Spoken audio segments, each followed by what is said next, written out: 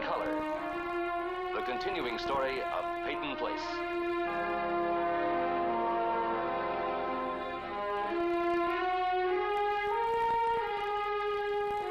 Starring Dorothy Malone as Constance Mackenzie, Ed Nelson as Michael Rossi, Ryan O'Neill as Rodney Harrington, Barbara Parkins as Betty Anderson, Tim O'Connor as Elliot Carson, Christopher Connolly as Norman Harrington, Patricia Morrow as Rita Harrington, James Douglas as Stephen Cord.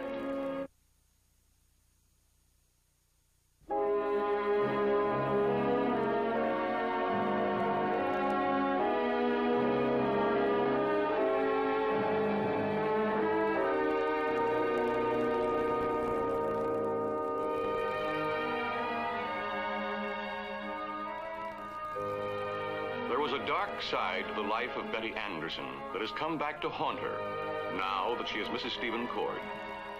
A private detective's report which stated she was immorally involved with an unknown man while she lived in New York City. The report was false, but it exists.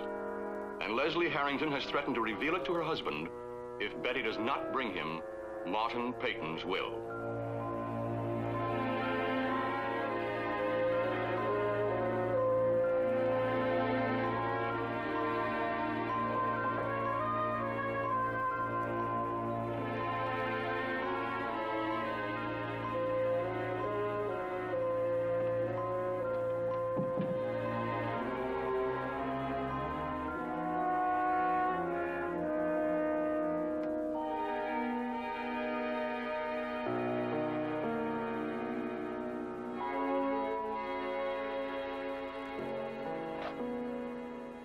Betty!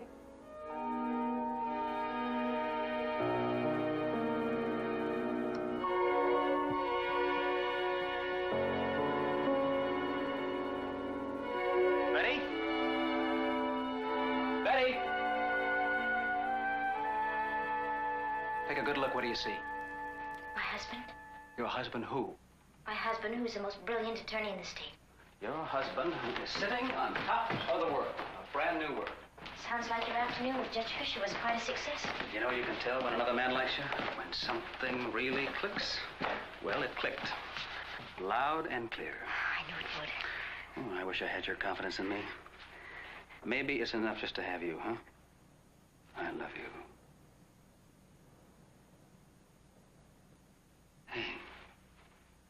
Hey, now, what's that all about, huh? I don't know, just happiness, I guess. How about a drink? I think you're high enough without it. I'm as high as I want to be, but not as high as I can be. Bread and butter. Bread and butter. How would you like to set up house in the governor's mansion someday? Or maybe set up shop in a nice little apartment in Washington? Have you ever been to Georgetown? No. You'll love it. Now, Judge Fisher is just one of the men I'm going to need to know. To make noise in this world, everyone else is going to open their door to me now just like he did. I didn't think I'd feel right about using Martin Peyton's entree. I thought people might treat me like some kind of parasite. But about 15 minutes after I was with the judge, I realized it was all in my own mind. What did you talk about? Oh, we covered everything from common law to the Boston Commons. The point is, Betty, he accepted me for myself. What I thought, what I knew, what I projected. Yeah. I didn't have to wait 3 weeks to get an appointment with him. And he didn't make me feel like I was taking time he'd rather spend with someone else. He accepted me. Because Martin Peyton accepted you. Martin Peyton will never accept me. But he has opened the door. The big door. You're going to accept that from him. It's my decision as to whether or not I'm going to keep it open. Stephen, have you ever thought about leaving all this and getting away, just the two of us? What are you talking about? Us. You and me taking what we have and starting a life of our own somewhere else.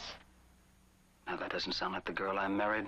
I just thought that maybe the kind of acceptance we'd find might mean more than what Mr. Peyton or anyone else had arranged for us.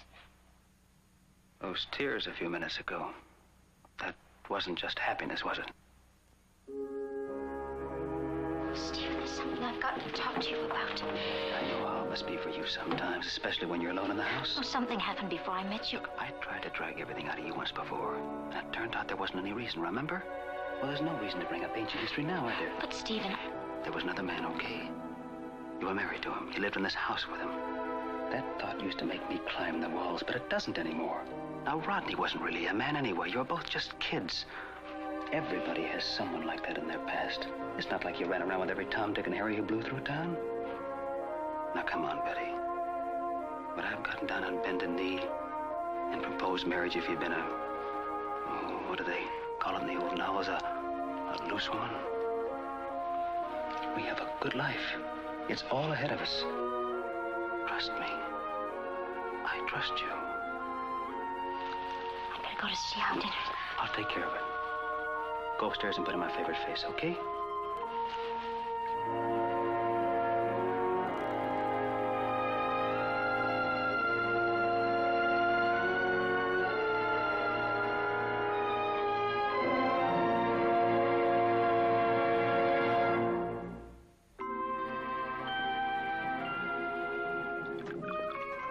Here you go, Mrs. Cord. How's the house coming? Fine, thank you.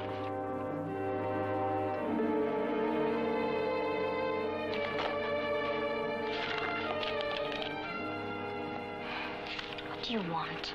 I saw you cross the square. This is ridiculous. Do you have to follow me around like a secret agent?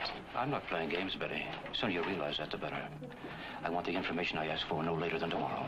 If you think you can keep putting pressure on me... That's exactly what I'm doing. You seem to be treating this like some casual request. You don't have time to shop. You don't have time to drop in here for coffee. You don't have time, period. Believe me, I don't think it's a casual request at all. And get it over with. It's not that difficult. Maybe not for you, but I find breaking into a man's safe both difficult and loathsome. You can act as shocked and dismayed as you like, but you'll do what you have to do. Even if it means going to Rod. I don't think you'll bother Rodney with our transaction. Makes you so sure? Because I know you. That's what makes me so sure. I know how you feel about the Blaine report. I know that for you, any accusation of, what shall we call it, immorality? Call it what you like, it's a lie. For you, that kind of an accusation could be devastating, couldn't it? So much to lose. Your son won't let you use that piece of paper. He won't let you. I'll tell him exactly what you're doing. No, you won't. Because I'm doing this for Rod, so he'll get what's rightfully his. You don't want to see him disinherited any more than I do. You see, I understand you, Betty. I recognize certain residual feelings you harbor. Guilt feelings, actually. You hurt Rod once very deeply, and you don't want to be responsible for hurting him again, do you? I'll be expecting to hear from you tomorrow.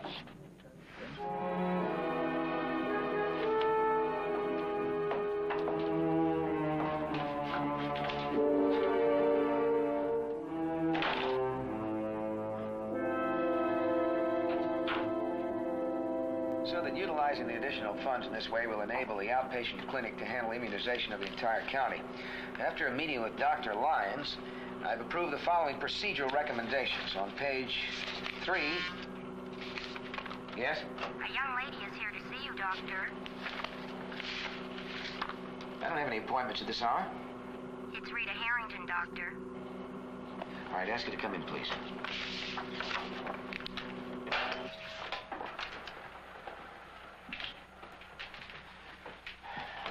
Rita? Hi, come on in. This is an unexpected pleasure. Oh, thanks. How you feeling? Fine, great. As a matter of fact, that's why I'm here. Well, sit up on my desk and explain that, will you? I won't stay too long. I know you're busy. I have to get back to work, too. Thing is, Norm says I can't babysit for the Carsons anymore. Yes. Well, I thought I'd check with you about it. It's just a few hours a week when Rachel's at school and they have to go out. I just don't see any sense in Norm putting his foot down like this. That he says I'm not supposed to exert myself. As if taking care of a little baby could hurt anything. He's just being stubborn, isn't he? Well, actually, Rita, you think I'm to blame for this.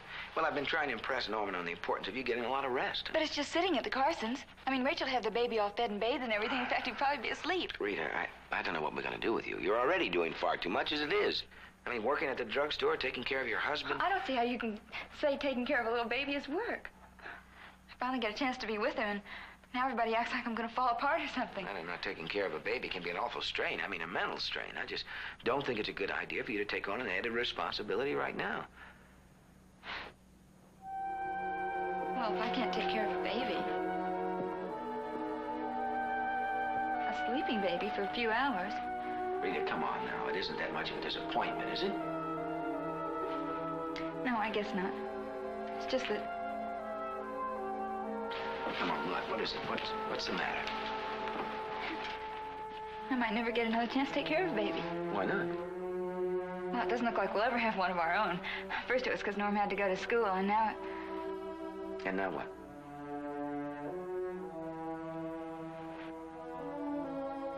Am I gonna die? Die? Is that what you've been thinking? Of course not. You're not gonna die. Absolutely not. Well, don't get mad. Well, I'm not mad or anything. I just don't understand how you can get a silly idea like that in your head. You wouldn't tell me even if it was true. I told you were gonna be all right. Don't you believe me? Okay. Well, I meant it. All right.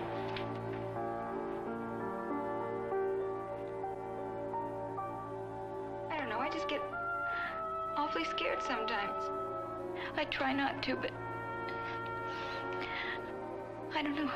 I get this terrible feeling that it's all going to end. Me and Norman.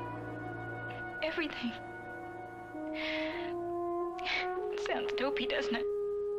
No, not dopey. Just wrong, that's all. But mostly I think about Norm. What would he do? I mean, he's sort of a hard person to understand, and he just... Now stop it. You gotta stop talking and thinking like that. I'm sorry. Well, being sorry doesn't help anything. Come on, sit down. I thought you understood, though, your condition and everything. Look, all right. You have a rather common heart condition. It was brought on by the fact that you had rheumatic fever when you were a child. I know, you told me that part. That part, that's the only part there is to tell. There's no mystery involved here. We're gonna watch it, we're gonna take care of you, and you're gonna be just fine. Now, look, I'm telling you the truth, Rita. The condition you have can be completely cured. And if it's not cured, it can be controlled so that you can live a perfectly normal life. Are you listening to me? Now, look, with proper care, there's no reason why you can't even have a child of your own in time. Well, that's what you want, isn't it? Not if it means the baby might have what I have. Is that what you've been carrying around with you? Now, look, I'm gonna set you straight, once and for all. Mitral stenosis is not hereditary, period. Now, do you believe me? I want to, but I keep hearing things like you can control it with proper care, and sometimes it's cured.